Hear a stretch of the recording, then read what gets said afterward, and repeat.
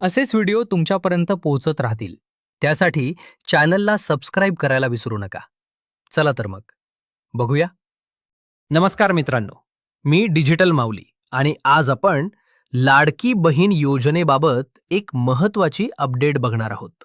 सध्या लाडकी बहीण योजनेचे e-KYC update, नवीन e-KYC प्रक्रिया तात्पुरती बंद करण्यात आलेली आहे.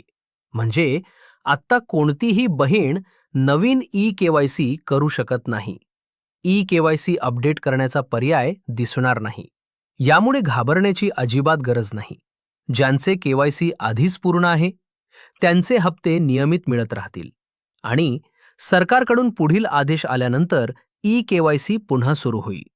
ई-केवायसी पुन्हा कधी सुरू होईल याची अपडेट मिळवण्यासाठी व्हिडिओ लाईक करा. डिजिटल माऊली या चॅनलला सबस्क्राईब करायला विसरू नका आणि ही माहिती सर्व बहिणींना शेअर करा. धन्यवाद.